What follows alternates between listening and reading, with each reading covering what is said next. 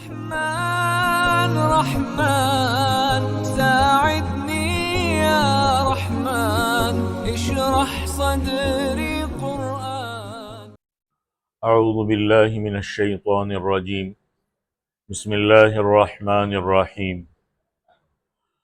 وَلَقَدْ آتَيْنَا مُوسَى الْكِتَابَ وَقَفَّيْنَا مِن بَعْدِهِ بِالرُّسُلِ وَآتَيْنَا عِيسَى ابْنَ مَرْيَمَ الْبَيِّنَاتِ وَأَيَّدْنَاهُ بِرُوحِ الْقُدُسِ فَكُلَّمَا جَاءَكُمْ رَسُولٌ بِمَا لَا تَهْوَىٰ أَنفُسُكُمُ اسْتَكْبَرْتُمْ فَفَرِيقًا كَذَّبْتُمْ وَفَرِيقًا تَقْتُلُونَ وَقَالُوا قُلُوبُنَا غُلْفٌ بَل لَّعَنَهُمُ اللَّهُ بِكُفْرِهِمْ فَقَلِيلًا مَّا يُؤْمِنُونَ وَلَمَّا جَاءَهُمْ كِتَابٌ مِّنْ عِندِ اللَّهِ مُصَدِّقٌ لِّمَا مَعَهُمْ وَكَانُوا مِن قَبْلُ يَسْتَفْتِحُونَ عَلَى الَّذِينَ كَفَرُوا فَلَمَّا جَاءَهُم مَّا عَرَفُوا كَفَرُوا بِهِ فَلَعْنَةُ اللَّهِ عَلَى الْكَافِرِينَ بِئْسَ مَا اشْتَرَوْا بِهِ أَنفُسَهُمْ أَن يَكْفُرُوا بِمَا أَنزَلَ اللَّهُ بَغْيًا أَن يُنَزِّلَ اللَّهُ مِن فَضْلِهِ عَلَى مَن يَشَاءُ مِنْ عِبَادِهِ فَبَاءُوا بِغَضَبٍ عَلَى غَضَبٍ وَلِلْكَافِرِينَ عَذَابٌ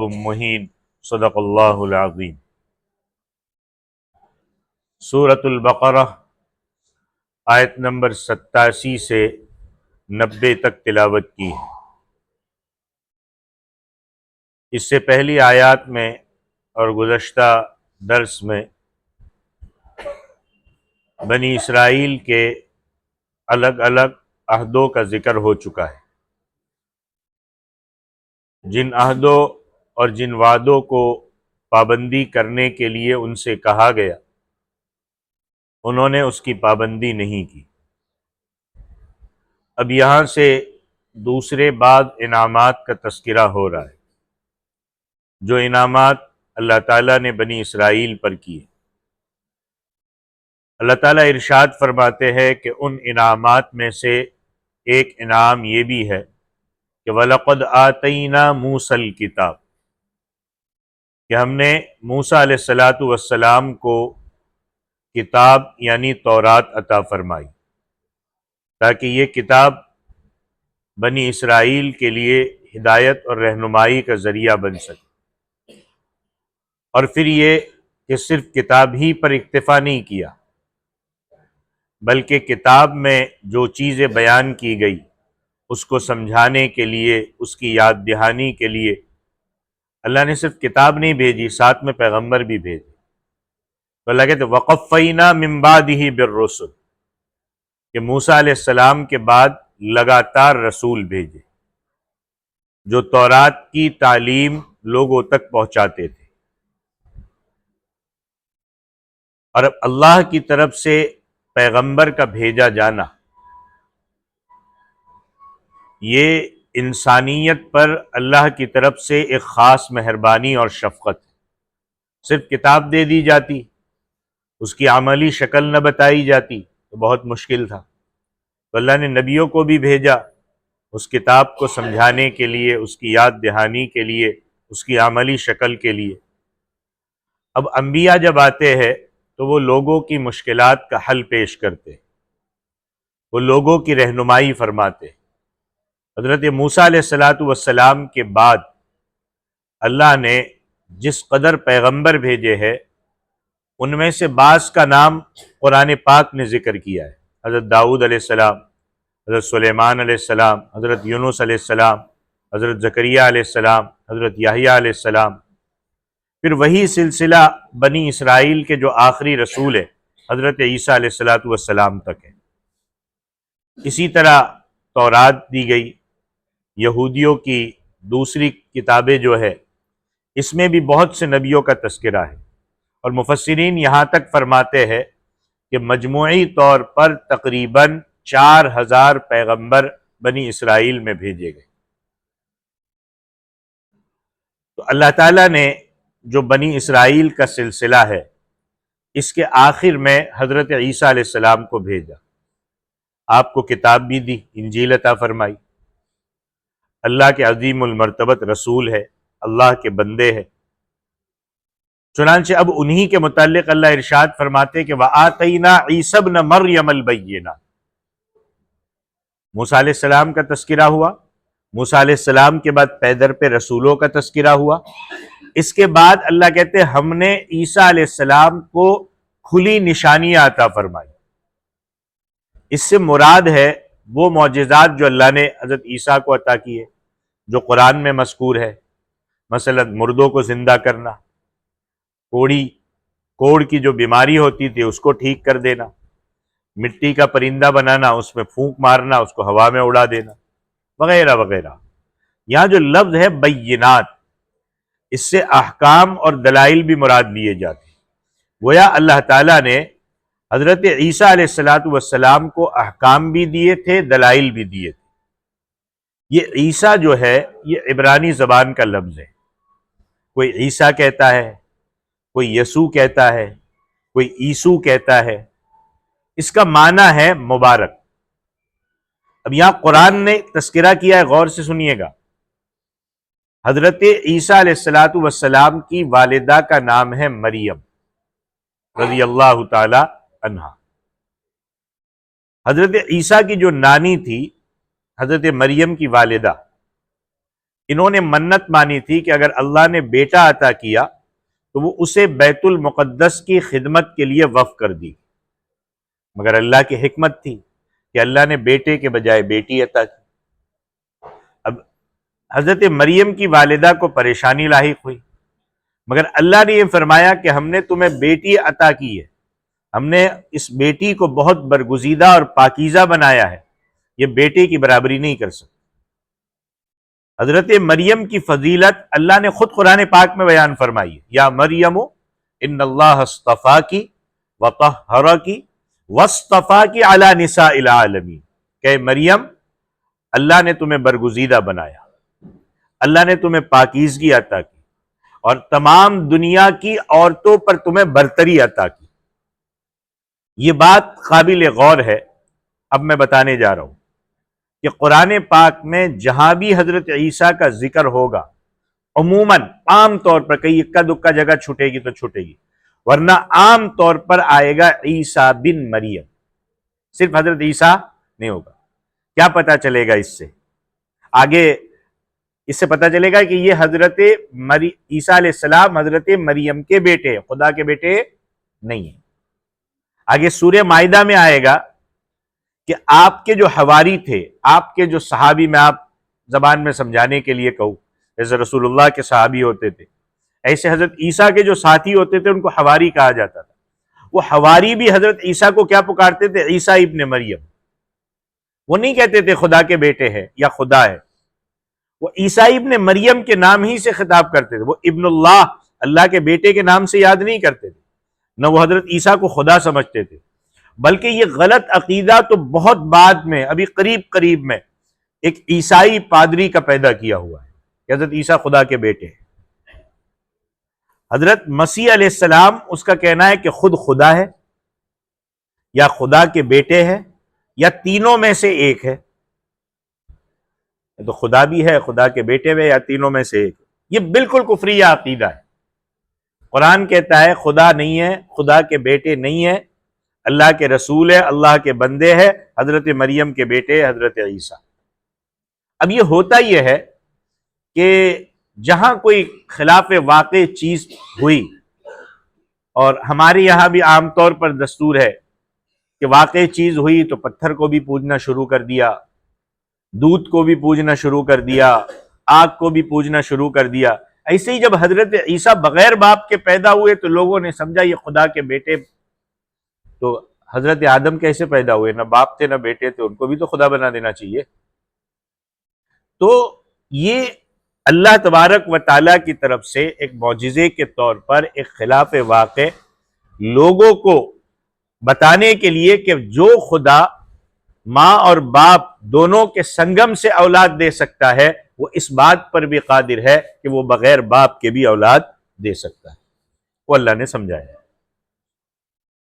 تو فرمایا کہ ہم نے حضرت عیسیٰ علیہ السلام کو واضح نشانیاں عطا کی۔ اس کے ساتھ ساتھ اللہ آگے فرماتے وَأَيَّدْنَاهُ بِرُوحِ الْقُدُسِ، اللہ کہتے حضرت عیسیٰ کی تائید ہم نے پاک روح سے کی۔ مفسرین کرام فرماتے ہیں کہ کہ یہاں روح القدس سے مراد ہے جبرائیل علیہ السلام، یعنی ہم نے جبرائیل علیہ السلام کے ذریعے حضرت عیسیٰ علیہ السلام کی مدد کی، اور اس بات کی تائید قرآن پاک کی دوسری جگہوں پر بھی ہوتی ہے۔ نزول قرآن کے متعلق ارشاد ہے، نزل بہ الروح الامین علی قلبک لتکون من المنذرین، کہ اس قرآن پاک کو روح الامین یعنی جبرائیل علیہ السلام نے آپ صلی اللہ علیہ وسلم کے مبارک دل پر نازل کیا۔ حدیث شریف میں آتا ہے کہ حضور صلی اللہ علیہ وسلم اپنے شاعر اسلام حضرت حسان ابن ثابت کو حکم فرماتے تو وہ مشرکین کو اپنے انداز میں، ان کا ایک فن تھا شعر کا، اس میں جواب دیتے تھے اور فرماتے کہ روح الامین کی تائید تمہارے ساتھ ہوگی، یعنی جبرائیل کی تائید تمہارے ساتھ ہوگی، تم ان کافروں کو جواب دو۔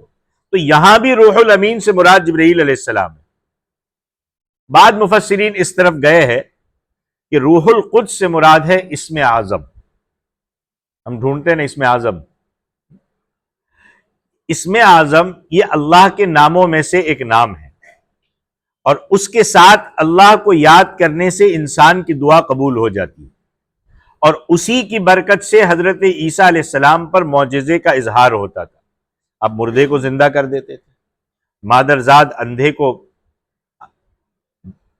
آنکھ دے دیتے تھے اللہ کے حکم سے، کوڑی کو اچھا کر دیتے تھے، تو یہ اسم اعظم کی برکت سے ہوتا تھا۔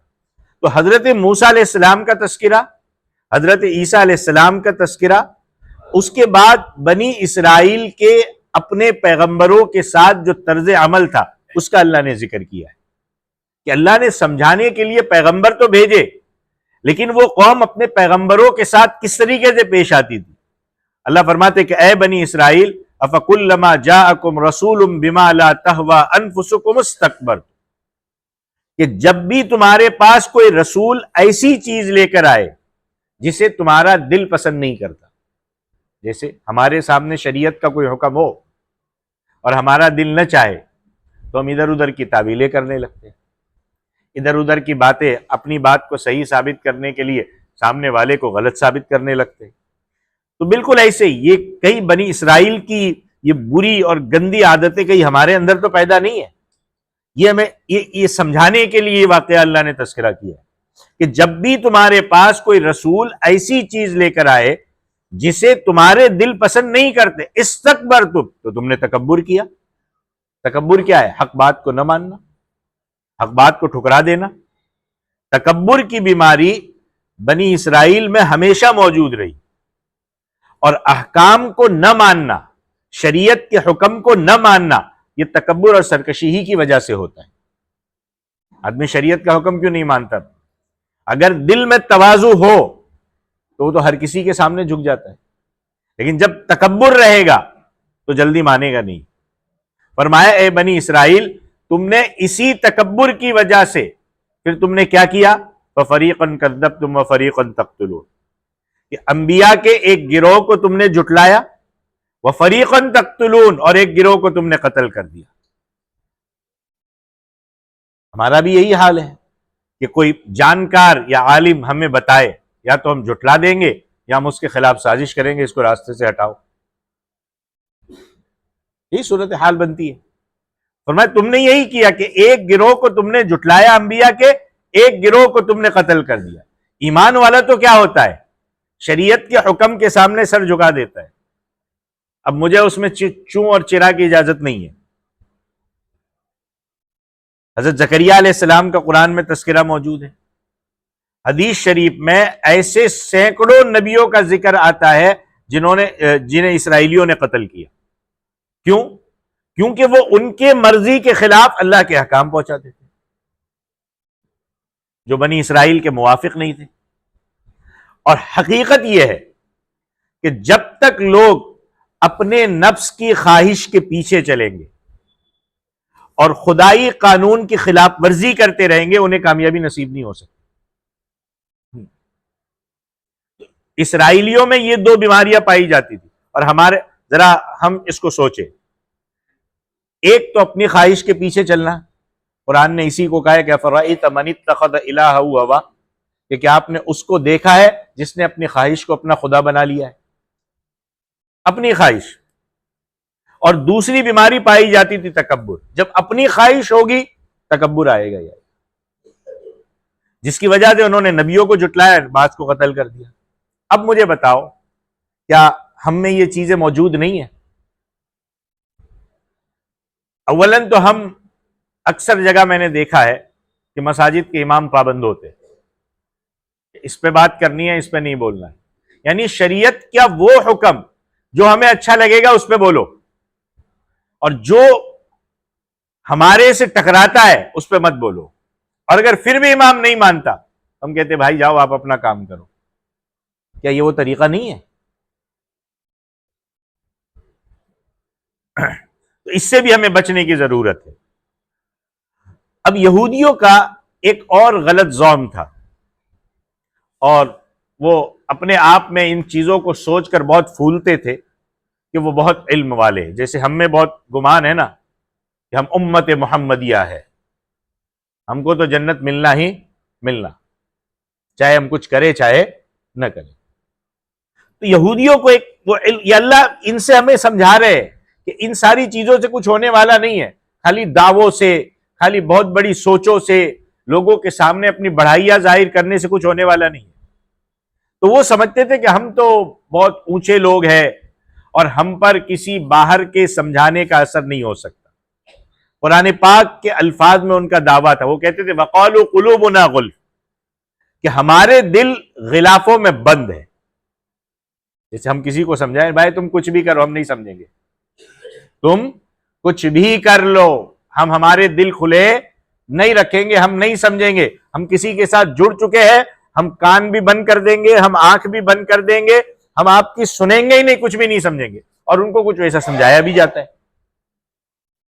تو بالکل یہ کہتے ہمارے دل غلافوں میں بند ہے، اور یہ ان کی خود ستائشی تھی صاحب کتاب ہونے کی وجہ سے کہ ہم ہر قسم کے اثرات، کوئی بھی آئے گا ہم نہیں مانیں گے، ہم اپنے دین پر جمے ہوئے، اس میں کوئی بگاڑ پیدا نہیں کر سکتے۔ مقصد یہ ہے کہ جس طرح غلاف میں بند کوئی چیز باہری اثرات اور باہری تبدیلی سے محفوظ ہوتی ہے، اسی طرح ان کے دل بھی غلاف میں بند ہے۔ اور وہ یہ سوچتے تھے کہ ان کے اختیار کیے ہوئے دین میں کسی قسم کا بگاڑ پیدا نہیں کیا جا سکتا۔ ان کا یہ نظریہ واقعی بہت اونچا تھا، لیکن اس شرط کے ساتھ کہ ان کے پاس صحیح علم ہوتا، ان کا عقیدہ صحیح ہوتا، وہ اپنے صحیح دین کو محفوظ کر سکتے۔ وہ تو پہلے ہی بگاڑ چکے تھے، مگر حقیقت اس کے برخلاف تھی۔ وہ تو خود اپنا دین بگاڑ چکے تھے، تورات میں تبدیلی کر چکے تھے، غلط عقیدے اپنا چکے تھے، اور پھر اس پر اصرار کرتے تھے۔ جب بھی ان کے پاس حق بات لے کر نبی آتے، وہ انہیں جھٹلا دیتے یا قتل کر دیتے۔ ہمارا بھی یہی طریقہ ہونا چاہیے کہ ہم تعصب کی نظروں سے کسی بات کو نہ سوچیں، ہم بالکل کھلے دماغ کے ساتھ باتوں کو سنیں، کھلے دماغ کے ساتھ باتوں کو قبول کریں۔ ایک طرفہ بات کو پکڑ کے بیٹھ گئے، حق کی طرف نہیں جا پائیں گے۔ پہلے سے ہی ایک چیز آپ کے سامنے قرآن آپ کو پیش کر رہا ہے، آپ کے سامنے احادیث پیش کی جا رہی ہے، لیکن آپ نے ایک سوچ بنا لی کہ نہیں کچھ بھی ہو جائے، میری سوچ کے مطابق قرآن و حدیث پیش کیا جائے گا میں قبول کروں گا، ورنہ میں ٹھکرا دوں گا۔ یہ تو یہودیوں والا طریقہ ہے، پھر کبھی صحیح راستے کی طرف نہیں جا سکتے۔ اللہ کے نبی نے پیمانہ بھی قرآن و سنت کو بنایا۔ تو اللہ تعالیٰ نے فرمایا کہ یہودیوں کا یہ دعویٰ کہ ان کے دل محفوظ ہے، یہ صحیح نہیں ہے۔ اللہ کہتے حقیقت یہ ہے، اس لیے غور سے سنیے گا کہ بل لعنہم اللہ بکفرہم، کہ ان کے کفر کی وجہ سے اللہ نے ان پر لعنت کی، اللہ نے ان کو اپنی رحمت سے دور کر دیا ہے، ان کے دل الٹے ہو چکے ہیں، ان کی سمجھ الٹ گئی ہے، یہ حق بات کو نہ سن سکتے ہیں نہ سمجھ سکتے ہیں۔ اور جب یہ حال ہے تو اللہ کہتے فقلیلا ما یؤمنون، ان کی بہت تھوڑی لوگ ایمان لاتی ہے۔ جب ہم بھی یہ طریقہ اختیار کریں گے نا تو اللہ کہیں گے ٹھیک ہے پھر لگے رہو۔ اب بات صحیح سمجھ میں نہیں آئے گی، ہماری سوچ الٹی، کتنا بھی صحیح طریقے سے سمجھائیں گے اب سوچ الٹی پڑی ہوئی ہے۔ ایک طرف کہا جاتا ہے یہ قرآن کی آیت ہے، یہ اللہ کا حکم ہے، یہ رسول اللہ کا حکم ہے، دوسری طرف یہ کہتا ہے نہیں میں تو فلانے سے جڑا ہوا ہوں، وہ جیسا کہے گا وہ مانوں گا۔ تو گویا تم نے اللہ اور اللہ کے رسول کو چھوڑ کر اس کو خدا بنایا ہوا ہے. تو اللہ کہتے جب اس طریقے پر آتے پھر ہدایت نہیں ملتی. ہاں جب سوچ محدود ہو جاتی ہے، تعصب کا چشمہ پہنا ہوتا ہے، عصبیت کا چشمہ پہنا ہوتا ہے، تو اللہ کہتے فَقَلِيلًا مَا يُؤْمِنُونَ. سورہ مائدہ میں اللہ نے اسی کو ذکر کیا کہ وَأَنَّ أَكْثَرَكُمْ فَاسِقُونَ، کہ تم میں سے اکثر فاسق ہے. اگرچہ سارے نافرمان نہیں تھے، پانچوں انگلیاں برابر نہیں ہوتی، لیسوا سواء، مگر اکثریت اللہ کی طرف سے ملعون تھی. ایمان کی دولت یہودیوں میں بھی چند لوگوں کے پاس ہی ملی جنہوں نے اپنا ذہن کھلا رکھا. اور یہ تذکرہ تو یہود کی اپنی کتاب تورات کا تھا کہ انہوں نے تورات کے احکام کی کس حد تک پابندی کی. یہ تو صرف تورات کا تذکرہ تھا. اب اس بات کا بیان ہے کہ جب قرآن نازل ہوا تو اس کے بعد یہودیوں نے کیا رویہ اختیار کیا. اللہ فرماتے وَلَمَّا جَاءَهُمْ كِتَابٌ مِّنْ عِندِ اللَّهِ، کہ جب اللہ کی طرف سے ان کے پاس وہ کتاب آ گئی مُصَدِّقٌ لِمَا مَعَهُمْ، جو ان کتابوں کو سچا بتاتی ہے جو ان کے پاس موجود ہے. مصدق کتاب سے مراد کیا ہے؟ قرآن پاک. اور پہلی کتابوں سے مراد کیا ہے؟ تورات، زبور، انجیل. دوسرے آسمانی صحیفے ہے. یعنی جب قرآن نازل ہوا تو قرآن نے اپنے سے پہلی کتاب کے بارے میں کہا کہ وہ بھی اللہ کی کتابیں تھی، وہ بھی اللہ کی طرف سے تمہارے لیے ہدایت کے لیے بھیجے گئے تھے. اب انہوں نے کیا کیا؟ اپنی کتابوں کے ساتھ تو یہ رویہ برتا ہی برتا، قرآن کے بارے میں کہہ دیا کفروا بھی. اللہ کہتے بنی اسرائیل نے اس کا بھی انکار کر دیا. حالانکہ قرآن پاک ان کے پاس جو ان کی کتابیں پہلے سے موجود ہیں ان کو سچا بتا رہا ہے. اب یہ لفظ کفروا تو بعد ہے، میں نے پہلے ہی سمجھانے کے لیے کہہ دیا. اس کے درمیان میں یہودیوں کی ایک اور بات کا ذکر ہے کہ جب ان کے پاس اللہ کی طرف سے وہ کتاب آ گئی جو ان کتابوں کو سچا بتاتی ہے جو ان کے پاس ہے. وَكَانُوا مِن قَبْلُ يَسْتَفْتِحُونَ عَلَى الَّذِينَ كَفَرُوا، یعنی قرآن کے نازل ہونے سے پہلے وہ کفار پر فتح مانگتے تھے. یا لفظ ہے یستفتحون.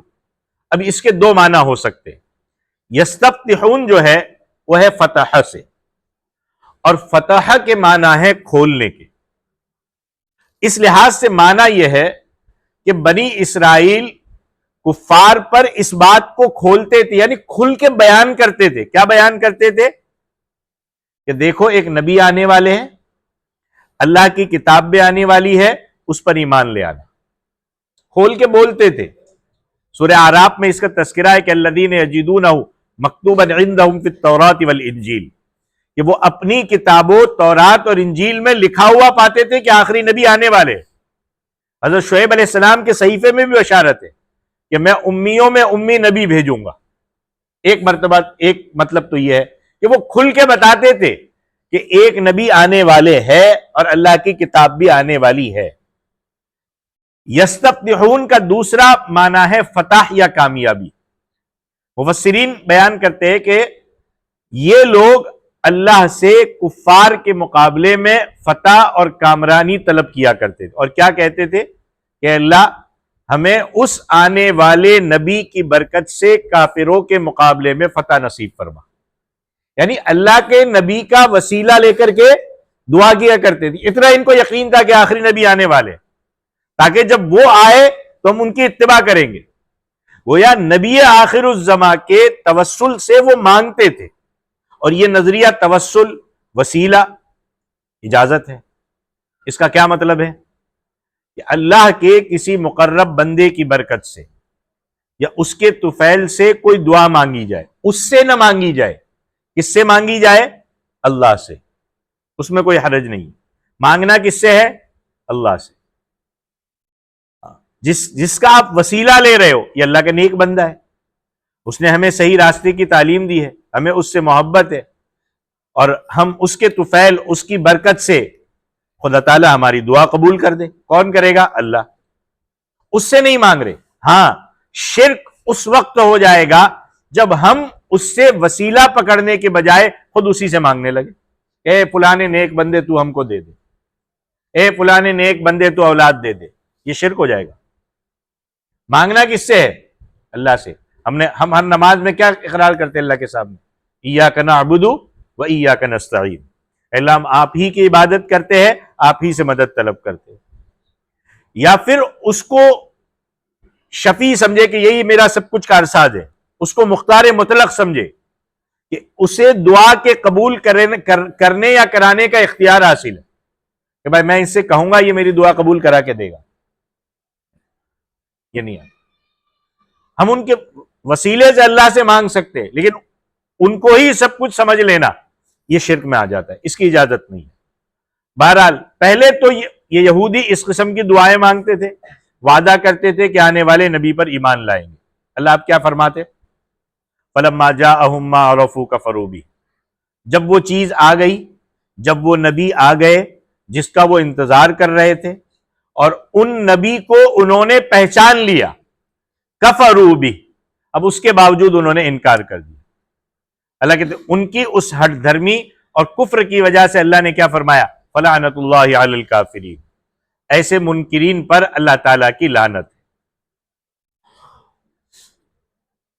اب دیکھو، جان بوجھ کر سمجھتے ہوئے انکار کر دینا یہ بھی یہودیوں کی ایک بری صفت ہے، اس سے بھی ہمیں بچنا چاہیے۔ اللہ تعالیٰ نے فرمایا کہ ان ظالموں نے ایسی بری کام کر کے، برے حرکات کر کے کیا کمایا؟ اللہ کہتے بئس ما اشتروا بہ انفسہم، انہوں نے نہایت ہی بری چیز کے بدلے اپنی جانوں کو بیچا۔ کون سی وہ بری چیز ہے جو انہوں نے جان کے بدلے خریدی؟ ان یکفروا بما انزل اللہ بغیا، وہ یہ ہے کہ اللہ کی نازل کی ہوئی کتاب، شریعت اور وحی کا انکار کر دیا، صرف اپنی جھوٹی شان بچانے کے لیے، اپنے عہدے اور اپنی سرداری بچانے کے لیے۔ اور یہ اس لیے بغین، شرارت کرتے ہوئے۔ کیا شرارت ہوئی؟ کہ آخری نبی دوسری قوم میں کیوں آئے؟ وہ تو ہمارے بنی اسرائیل میں آنا چاہیے تھا، وہ بنو اسماعیل میں کیسے آ گئے؟ شرارت۔ قرآن پاک نے جگہ جگہ بیان کیا ہے، اللہ نے کہا ہے کہ آخری نبی ضرور بنی اسرائیل میں ہی آئے گا۔ اللہ نے یہ کہا ہے کہ آخری نبی آئے گا، لیکن بنی اسرائیل میں ہی آئے گا اللہ نے کہیں نہیں کہا۔ اللہ فرماتے حقیقت یہ ہے، یہودیوں کی چوائس پہ اللہ تعالیٰ نبی کو نہیں بھیجا کرتی، اللہ اپنے اختیار، اپنے فضل سے بھیجتے کہ اللہ کو نبی کہاں بھیجنا ہے۔ یہودی یہ چوائس کرے کہ ہم چاہے اسی خاندان میں بھیجا جائے تو وہ پاسبل تو ہے نہیں۔ اللہ کہتے ان ينزل اللہ من فضلہ علی من یشاء من عبادہ، کہ اللہ اپنا فضل اپنے بندوں میں سے جس پر چاہے، جہاں چاہے نبی اتار دے، چاہے بنو اسماعیل میں اتار دے اور 4000 انبیاء اتارے، چاہے بنو اسماعیل میں اتار دے۔ بنی اسرائیل میں اللہ نے ہزاروں نبی بھیجے، مگر نبی آخر الزماں کی بعثت بنو اسماعیل میں مقدر ہو چکی، اس لیے وہ وہیں تشریف لائے۔ اللہ تعالیٰ نے بنی اسرائیل سے یہ نہیں کہا تھا، کوئی وعدہ نہیں کیا تھا کہ آخری نبی ادھر ہی آئیں گے۔ اب جب کہ آخری نبی آ گئے تو بنی اسرائیل کا فرض کیا تھا کہ وہ اپنے لیے باعث فخر سمجھتے، ان پر ایمان لے آتے، ان کا اتباع کرتے۔ اس کے برخلاف انہوں نے سرکشی کا راستہ اختیار کیا، اور آج تک کرتے چلے جا رہے۔ آج تک جو کچھ کر رہے اسی حسد میں کر رہے۔ وہ سمجھتے ہمارا بنی اسرائیل کا خاندان، اس کی برتری، جیسے آج کل بھی ہم مسلمانوں نے بھی اونچ نیچ برقرار رکھی ہوئی ہے، یہ اونچا، یہ نیچا، یہ زمیندار اور یہ اور وہ، سرکشی کا راستہ اختیار کیا، اپنی خاندانی بڑھوتری کا دم بھرنے لگے جو ان کے لیے مناسب نہیں تھا۔ اب اس کا نتیجہ کیا ہوا؟ اللہ کہتے فباءوا بغضب علی غضب، وہ غضب پر غضب لے کر لوٹے، اللہ کا غصہ۔ اب ان کا پہلا غضب تو یہ تھا کہ انہوں نے حضرت عیسیٰ کا انکار کر دیا، اس کے بعد ہی آئے نبی، ان کا انکار کیا۔ یہودی بادشاہ نے انہیں سولی پر لٹکانے کا حکم دیا، منہ پر تھوکا، اور حضرت عیسیٰ علیہ السلام کو نعوذ باللہ دجال کہا، انہیں تکلیف پہنچائی۔ پھر آسمانی کتابوں کو انہوں نے بدل دیا، ہیلے بہانوں سے خدائی احکام کو ٹال دیا، اور پھر اس غضب پر دوسرا غضب کہ جب آخری نبی تشریف لائے، آخری کتاب نازل ہوئی تو ان کا بھی انکار کر دیا۔ تو یہ غضب پر غضب ہوا۔ اسی لیے اللہ کے نبی نے ارشاد فرمایا کہ الیہود مغضوب والنصارى ضلال، کہ یہود مغضوب علیہ ہے اور نصارہ ضلال ہے. ہم پڑھتے ہیں نا غیر المغضوب علیہم ولا الضالین. مغضوب علیہم سے کون مراد ہے؟ یہود. ضالین سے کون مراد ہے؟ نصارہ، عیسائی. مغضوب کسے کہتے؟ کہ جو جان بوجھ کر احکام کی خلاف ورزی کرتا ہے، پتہ ہے پھر بھی شریعت پہ نہیں چلتا. آج کا مسلمان بھی جانتا ہے نا کہ شریعت برحق ہے، مگر اس پر عمل نہیں کرتا. یہی خرابی بنی اسرائیل میں بھی پائی جاتی. وہ جانتا ہے نماز فرض ہے، نہیں کرتا عمل. وہ جانتا ہے سود حرام ہے، اس پر عمل نہیں کرتا. وہ جانتا ہے دھوکہ حرام ہے، نہیں مانتا. یہی خرابی بنی اسرائیل میں پائی جاتی تھی، اور انہی خرابیوں کی وجہ سے ان پر اللہ کے غضب نازل ہوئے. وہ پہچانتے تھے کہ یہ اللہ کا حکم ہے، یہ آخری نبی ہے، یہ آخری کتاب. ہم بھی کہتے ہیں نا کہ آخری نبی ہے، لیکن کیا ان کے حکم پر 100% چلتے؟ یہودی ایمان نہیں لائے، ہم مانتے ہیں لیکن دعویٰ، صرف دعویٰ نہیں چلے گا. میں یہاں بیٹھ کے بڑے بڑے دعوے کر دوں، فلانے سے اتنی محبت ہے اور فلانے سے یہ ہے اور فلانے سے یہ ہے، لیکن دعووں سے تو کچھ نہیں ہوتا نا. اس پر عمل کر کے دکھانا پڑے گا. بالکل یہی ہے. اس کے علاوہ زلال، ایک ہے مغضوب، ایک ہے زلال. زلال وہ ہے جس کی سمجھ میں خرابی آ جائے، وہ راستے سے بھٹک جائے. نصارہ، عیسائی، یہ زلال ہے، یہ غلطی کرنے والے. اور اللہ نے آخر میں پہلے تو یہ فرمایا کہ جب انہوں نے سرکشی کی تو فباؤ بغضب علی غضب، وہ غضب پر غضب لے کر لوٹے. اور اللہ نے فرمایا وَلِلْكَافِرِينَ عَذَابٌ مُّهِينٌ. یاد رکھو انکار کرنے والوں کے لیے اللہ کے یہاں دردناک عذاب تیار ہے. میں اور آپ کیا سوچتے ہیں اس سے کچھ نہیں ہونے والا. دنیا کیا سوچتی ہے، ہماری سوسائٹی کیا سوچتی ہے، اس سے کچھ ہونے والا نہیں ہے. کیونکہ ہم تو یہاں ایک دوسرے کو خوش کرنے کے لیے یا ایک دوسرے کو سمجھانے کے لیے یا اپنے مطلب کی بات پوری کرنے کے لیے دوسروں کو اپنی چرب زبانی سے دبا دوں گا. لیکن اللہ کے یہاں فیصلے وَلِلْكَافِرِينَ عَذَابٌ مُّهِينٌ. یاد رکھو انکار کرنے والوں کے یہاں، انکار کرنے والوں کے لیے اللہ کے یہاں دردناک عذاب تیار ہے. اگر اس عذاب سے بچنا ہے تو آج اور ابھی سیدھے راستے پر آنا ہے. آج اور ابھی، کل کا پتہ نہیں، رات کا پتہ نہیں، آج اور ابھی آنا ہے. ورنہ اللہ کہتے جو اللہ نے پورا بیان کیا، اللہ کہتے تمہارے مقدر میں وہ ہے. اللہ نے یہودیوں کے حالات کو کھول کر مسلمانوں کو سمجھایا ہے. یہ قصے کہانیاں کی کتاب نہیں ہے کہ بس ایسے پڑھ دی اور چلتے رہے. ہم کو اللہ نے سمجھایا، اس میں سبق ہے کہ مسلمانوں تم بھی یہودیوں کی روش اختیار مت کرنا، بلکہ ان یہودیوں کی خرابیوں کا ذکر سن کر اپنی اصلاح کر لینا. کہ کئی جو یہودی کرتے تھے کہیں ہم تو نہیں کر رہے ویسا، اور کہیں جو عذابات اور جو لعنتیں اللہ کی طرف سے یہودیوں پر برسی کہیں وہ ہم پر تو نہ برس جائے. تو ہمیں اس کی اصلاح کرنا ہے، اپنے آپ کو اللہ کے حکموں پر اور رسول اللہ صلی اللہ علیہ وسلم کی لائی ہوئی تعلیمات پر 100% چلانا ہے. انجانے میں غلطی ہو جائے وہ ایک الگ مسئلہ ہے، لیکن جان بوجھ کر اس پہ نہیں چلنا ہے. تو یہ سورۃ البقرہ کی آیت نمبر 27 سے 90 تک تھی. باقی انشاءاللہ کل آگے چلیں گے. اللہ عمل کی توفیق عطا فرمائے. آمین. وآخر دعوانا ان الحمد للہ رب العالمین. أيا من يدعي الفهم إلى كم يا أخ الوهم تعبي الذنب والذم وتخطي الخطأ الجم.